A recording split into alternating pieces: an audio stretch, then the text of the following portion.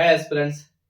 இன்னைக்கு நாம பார்க்க போற முக்கியமான விஷயம் என்னதுன்னா சிந்து சமவெளி நாகரிகம்.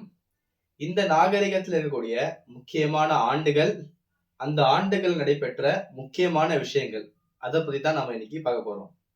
ஃபர்ஸ்ட் 1826ல சர் சார்லஸ் மேசன் இந்த நபர் தான் முதல்ல அந்த சிந்து சமவெளி நாகரிகத்துடைய இடிபாடுகளை கண்டறிஞ்சாரு. இதுதான் 1826ஆம் வருடம் நடந்த ஒரு முக்கியமான விஷயம். அதுக்கப்புறம் 1861ல ASI, அதாவது ஆர்கியாலஜிக்கல் சர்வே ஆஃப் இந்தியா, இந்திய தொல்லியல் துறை நிறுவப்பட்டது. 1921ல சிந்து சமவெளி நாகரிகத்துடைய ஒரு முக்கியமான நகரமாக கருதப்பட்ட ஹரப்பா என்கின்ற நகரம் கண்டுபிடிக்கப்பட்டது. வருடம் 1921. இந்த ஹரப்பாங்கிற நகரம் எந்த மாகாணத்துல இருந்துச்சுன்னா பழைய பஞ்சாப்ல, ஓல்டு பஞ்சாப்ல இருந்துச்சு. District Montgomery district. அந்த மான்கோமாரிங்கிற அந்த டிஸ்ட்ரிக்ட்ல 2 நதிகள் இருந்தது, ராவி, சட்லஜ். இந்த ராவி நதிக்கரைக்கும் சட்லஜ் நதிக்கரைக்கும் மத்தியில தான் இந்த ஹரப்பாங்கிற அந்த ஒரு நகரத்தை கண்டுபிடிச்சிருக்காங்க.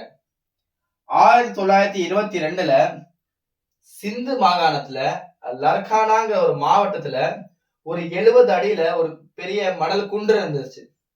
அந்த மணல் குன்றை தான் மொஹஞ்சதாரோன்னு சொல்லிட்டு பெயர் வச்சாங்க. இது எப்போன்னா 1922ல. அதுக்கப்புறம் ஒரு முக்கியமான விஷயம் 1831ல நடந்தது. அது என்னதுன்னா அலெக்சாண்டர் பர்ன்ஸ்ங்கிறவரு இந்த சிந்து சமவெளி நாகரிகத்துடைய ஒரு முக்கியமான நகரமான அம்ரிங்கிற ஒரு இடத்தை மேற்பார்வையிட்டார். யாரு? Alexander Burns. எந்த வருடம்னா 1831. அதுக்கப்புறம் 1853, 1856 மற்றும் 1875 இந்த 3 வருடங்களும் அலெக்சாண்டர் கன்னிங்ஹாம்ங்கிற அந்த நபர், இவர் யாருன்னா இந்திய தொல்லியல் துறையின் தந்தை. இந்திய தொல்லியல் துறையின் தந்தை என்று கேட்டாங்கன்னா யாருன்னா அலெக்சாண்டர் கன்னிங்ஹாம் தான். இவர் தான் இந்த 3 வருடங்கள்ல ஹரப்பாங்கிற அந்த நாகரிகத்தை மேற்பார்வையிட்டார். சோ இதுதான் இன்னைக்கு நான் பார்த்த முக்கியமான ஆண்டுகள் மற்றும் அந்த ஆண்டுகளில் நடைபெற்ற முக்கியமான விஷயங்கள். வீடியோ உங்களுக்கு பிடிச்சிருந்துச்சுன்னா லைக் பண்ணுங்க.